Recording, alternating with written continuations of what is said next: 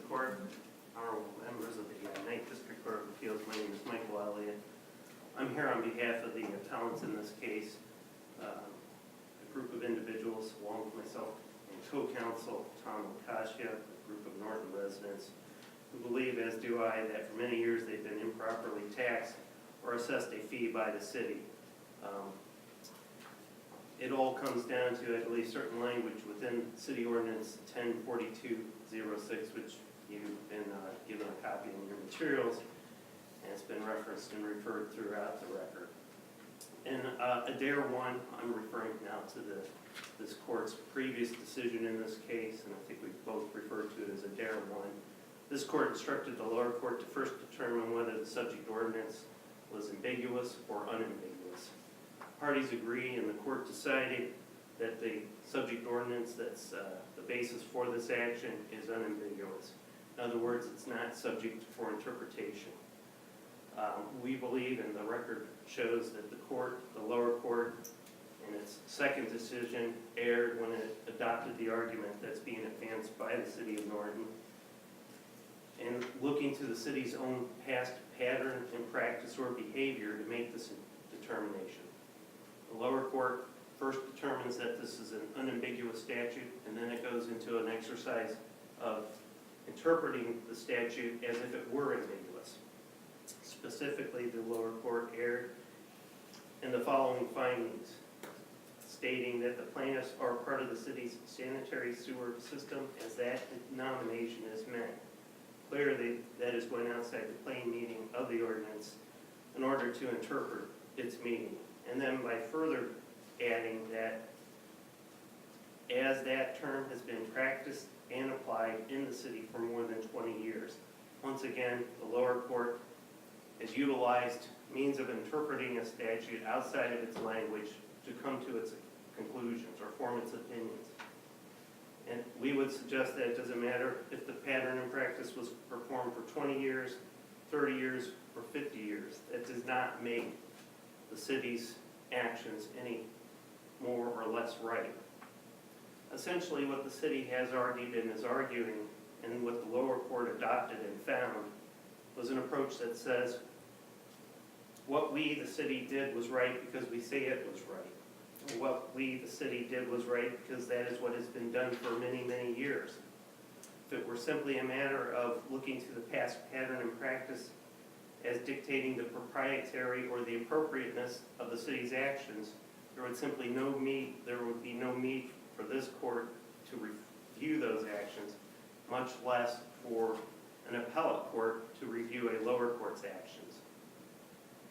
This court and the court below are governmental bodies. Essentially, they are empowered to do, among other things, review the actions of other branches of government in order to ensure that their actions are appropriate. It could be a constitutional evaluation, or as in this case, it could be whether or not this government entity, the City of Norton, is empowered under its enabling legislation and ordinances to take the actions that it is in fact taking. To my understanding, a municipality cannot simply charge fees that it is not empowered by legislation to do so. And in this case, we have a group of landowners who've been lumped into a group defined within the subject ordinance as users connected to the city's sanitary sewer system. Bit of a mouthful, but that's how the ordinance reads. And because of this, they've been assessed a fee. So the issue is whether or not these landowners are in fact users connected to the city's sanitary sewer system.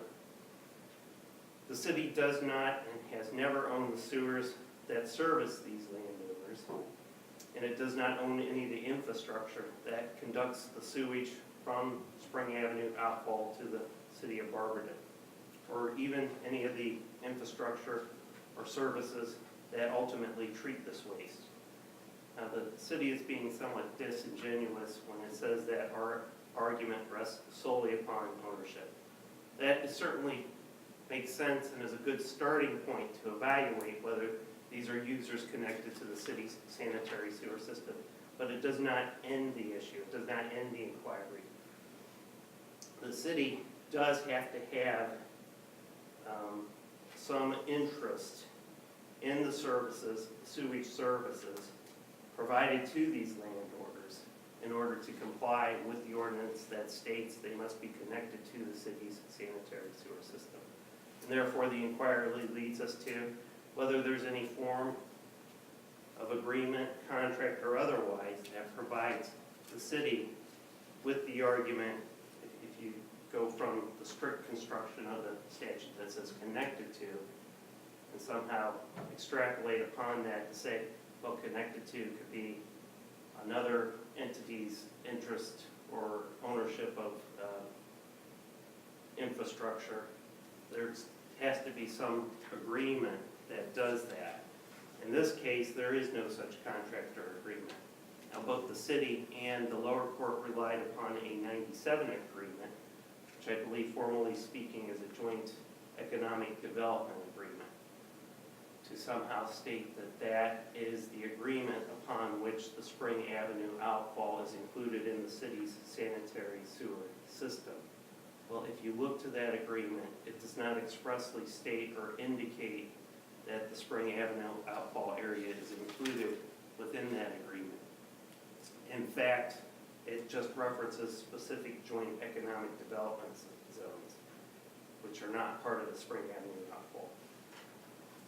One thing the agreement does mention, which would argue against its application to Spring Avenue outfall, is the express recognition within that agreement that certain of the infrastructure within the city of Norton is not owned by Summit County, and is not owned by the city of Norton, but by Summit County. And that until, or unless, the city of Norton acquires that infrastructure, that part of the infrastructure, that part of the landowners, or that area, those landowners are not included in that agreement.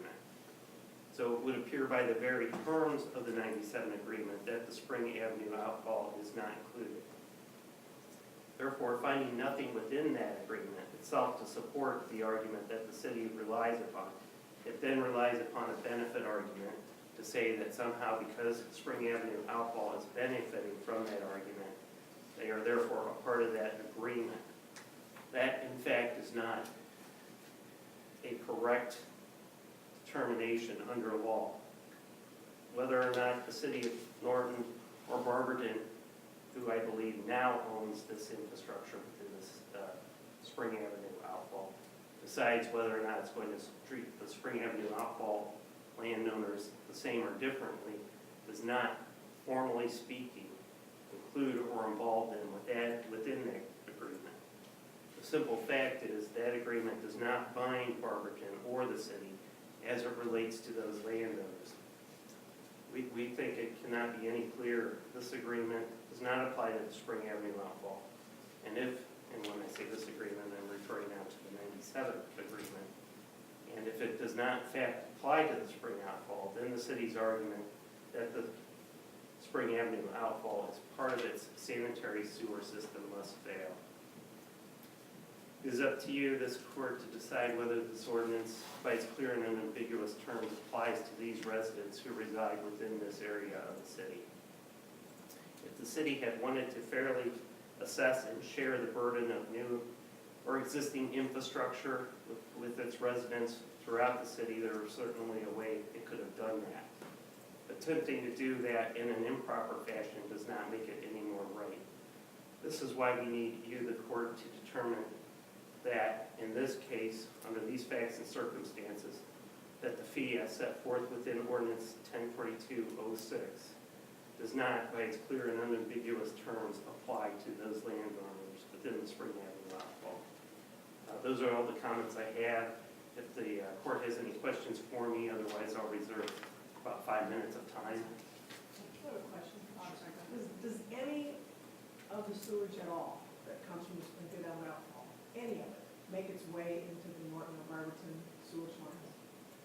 It is transported through Summit County lines to Barberton and is treated by Barberton, which it has been doing since the 1950 agreement between the county and Barberton.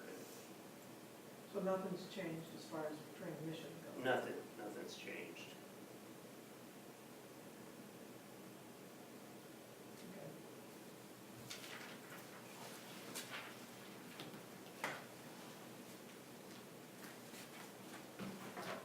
please the court, Stephen Fung on behalf of the city of Norton.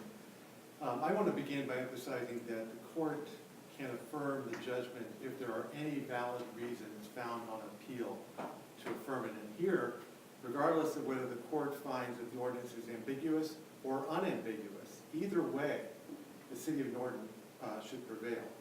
First, let me address the issue of whether it's unambiguous. We believe that it's unambiguous because the plain language of subparagraph B is very clear and unambiguous. It clearly and unambiguously provides that the surcharge shall apply to all customers connected to sanitary sewers that ultimately discharge into the Barberton sanitary sewer system. That's the language that is the operative language, and that's the language that the city council chose for a reason. The reason why if they wanted to limit the surcharge only to customers who are connected to sanitary sewers owned or leased by the city of Norton, it could have chose that language. It didn't. It adopted significantly broader language to apply it to all customers connected to sanitary sewers ultimately discharged into the Barberton sanitary sewer system. And there's no dispute that the residents and the customers in the Spring Avenue outfall area in Norton are connected to sanitary sewers that ultimately discharge into the Barberton sanitary sewer system. Now, what the plaintiffs are arguing essentially is that in fact, I didn't hear them mention subparagraph B at all. They're relying on the first sentence of the ordinance that refers to the city's sanitary sewer system.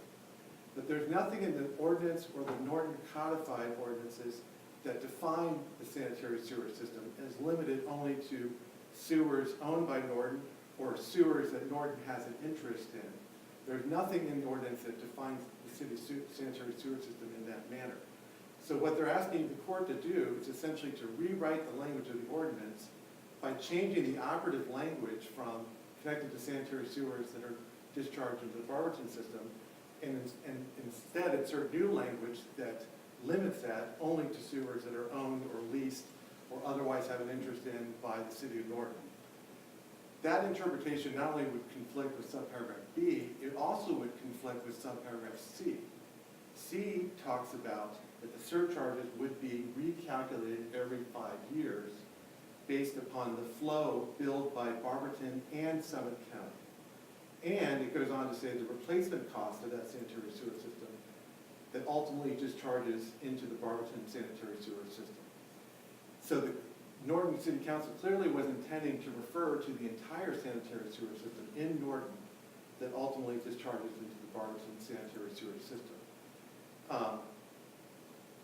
So when we get into the issue of unambiguous, what the plaintiffs are really arguing is that they're not arguing that the unambiguous language compels their interpretation. At most, they can establish is that the reference to the city's sanitary sewer system makes the ordinance unambiguous, because the plain language of B is very clear and unambiguous. So at most that they can establish is that it's ambiguous because of the reference to the city's sanitary sewer system. If that's the case, then our arguments actually become even stronger. Because if the ordinance is ambiguous because of that reference, then all of the factors that are set forth in the Norton codified ordinances as to how to interpret an ambiguous ordinance weigh strongly in favor of the city of Norton. And the plaintiffs don't dispute that. The reply brief does not respond to any of our arguments about that point. Section 202.07 of the Norton codified ordinance sets forth 6 factors that should be considered, and it's the same 6 factors that's in the Ohio Revised Code, Revised Code 1.49. The most important one in this case is legislative history. In this case, the ordinance was adopted in 2003. In the ordinance itself, it specifically references a study by Finkbeiner, the Finkbeiner study.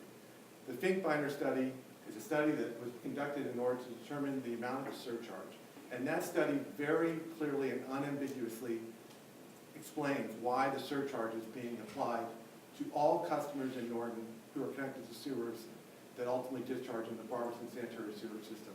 And to the extent there's any ambiguity about what that means, it is clarified very clearly in the study, because they very clearly state that it applies to customers who are connected to sewers owned by Norton and sewers owned by Summit County. The Finkbeiner study resolves any potential ambiguity that might exist. Second, it also talked about what are the assets of the sanitary sewer system in Norton. And they defined the assets of the system to include the sanitary sewer system, sewers owned by Summit County that are located in Norton, but discharge into the Barberton sanitary sewer system. Why did they do that? Because all of those sewers contribute to the sewer flow to Barberton. And under the 1997 agreement between Norton and Barberton, there were certain triggers that would trigger an obligation to help contribute to, financially, to any expansion of the Barberton wastewater treatment plant. All of those triggers were based upon the total sewer flow from Norton to Barberton. Also, the reduction in sewer rates was based upon the sewer flow from Norton to Barberton. And since the beginning of the 1997 agreement, both Barberton and Norton have calculated that total sewer flow to include all of the sewer flow from Norton, including the sewer flow from the Spring Avenue outfall area. That goes to the other factors, which look at whether the object sought to be obtained or the circumstances under which the statute was enacted. You know, here if you look at not only the Finkbeiner study, but the 1997 agreement and the purposes for the surcharge, all of those are weigh strongly in favor of Norton's interpretation. Again, the future expansion was based upon the sewer flow from Norton to Barberton, and the replacement cost of the sanitary sewer that was calculated by the Finkbeiner study to include all of the sewers in Norton, including the sewers owned by Summit County. And that's because Norton has very much a direct interest in ensuring that its residents have a sanitary sewer system, regardless of whether they're owned by Barberton or by Summit County or by Norton. They are all part of the city sanitary sewer system because they're all used and relied upon by the city's residents for sanitary sewer services. The other factor you look at is the consequences of the particular construction. Now in this case, all of the residents in Norton who contribute to the sanitary sewer flow to Barberton, who receive the rates negotiated by Barberton under the 1997 agreement from Barberton, all of those customers are charged the same rate. They all pay the surcharge. Under their interpretation, the court would be carving out an exception for certain customers that would create an anomaly where some Norton residents, even though receive a lower, don't pay the surcharge, even though they receive the benefits of the 1997 agreement, and even though they contribute to the sanitary sewer flow from Norton to Barberton. And then the last factor, and probably the strongest factor, is the administrative construction. Now, the Supreme Court has said that the court should generally defer to the administrative construction of the responsible agency. And that case law applies to municipal charters and municipal ordinances as well. In this case, since the inception of the ordinance, Norton and Barberton, the agencies that have been responsible for administering the surcharge, have all consistently applied it to all customers who are connected to sewers that discharge to the Barberton sanitary sewer system. So for the past 12 years, that has been the consistent interpretation. And what the Supreme Court has said is that such a long-standing administrative practice should not be set aside unless a judicial construction makes it imperative to do so. Here we don't, their interpretation is not compelled by the plain language of the ordinance, and in fact conflicts with subparagraph B, which is the operative ordinance. It conflicts with the Finkbeiner study that's attached to it. This is really, at this point, an issue of legislative intent. The legislative intent is the intent of the Norton City Council. For the past 12 years, Norton has adopted and followed this interpretation. If the Norton City Council believed that they should not be collecting surcharge from the residents in the Spring Avenue area, they could easily have amended their ordinance. They have never done that. It has been the consistent interpretation for the past 12 years. So what the plaintiffs are therefore arguing is they want this court to come in and impose a judicial construction of the ordinance that conflicts not only with the city's longstanding interpretation, but conflicts with the plain language of paragraph B that redefines the definition of the city sanitary sewer system that's not compelled by the plain language of the ordinance, and that would conflict with the Finkbeiner study, which was referenced in the enabling ordinance, that clearly and unambiguously makes clear that it's intended to apply to customers who are connected to sewers owned by Summit County and owned by Norton, who ultimately discharge into the Barberton sanitary sewer system. And that's why the city council adopted that language, to be consistent with that think-binder study. So we believe that this claim is completely meritless. We previously prevailed on the constitutional claims that are no longer an issue in the case. The only remaining issue is the legislative intent of city council, and we believe that whether the court finds that it's unambiguous or whether the court finds that it's ambiguous, either way, the court should rule in the city of Norton's favor. And we would ask the court to affirm the judgment, put an end to this litigation, and affirm the judgment that's been entered in the city of Norton's favor. Now, Judge Schaefer, you asked the question about whether the sewers. If you in the materials, there's a color map of the city of Norton. There's actually 9 sanitary sewer areas in Norton. The Spring Avenue outfall is not really like a neighborhood. It's just an area in the center of Norton that is connected to what's called the Spring Avenue. Spring Avenue is actually in Barberton. It's just a connection point where the sewers connect. But the key thing is that the sewers in the Spring Avenue outfall are connected to other sewers owned by Norton, and there are other areas in Norton that are connected to the Barberton sanitary sewer system too. So all of these sewers that are connected to the Barberton sanitary sewer system are really all interconnected together as part of the sewers in Norton that are connected to the Barberton sanitary sewer system. So that's why, regardless of who owns the sewers, the surcharge has been applied to all of those customers. Every customer who's connected to sewers that ultimately discharge into the Barberton sanitary sewer system pay the surcharge. That's the way it's been done for the last 12 years, and no contrary result is compelled by the plain language of the ordinance. So we ask the court to affirm the judgment, and unless you have any other questions, I'll conclude my remarks. I don't believe so. Thank you. Thank you. Just a few comments to what opposing counsel has made. We're not asking that anything be written. We're simply asking this court to play its role, to do its duty, and review the actual ordinance and the statute that is the subject of this, and the terms that state users connected to the city's sanitary sewer system. Those words have meaning, and what needs to be asked is, what does that mean? We believe that it is clear that in order to affect that fee, that the users have to be connected in some form or fashion to the city's sanitary sewer system. We're not saying what the city is doing is right or wrong. We're not here to pass judgment. We're just asking that the ordinance be legally applied, that it be allowed to be used in such a way, in such a manner as it is written. I was somewhat surprised that opposing counsel raised a number of arguments that the statute was ambiguous and therefore you ought to look to past pattern of practice. The lower court finding was just the opposite, that it was unambiguous, and that part of the decision was an appeal.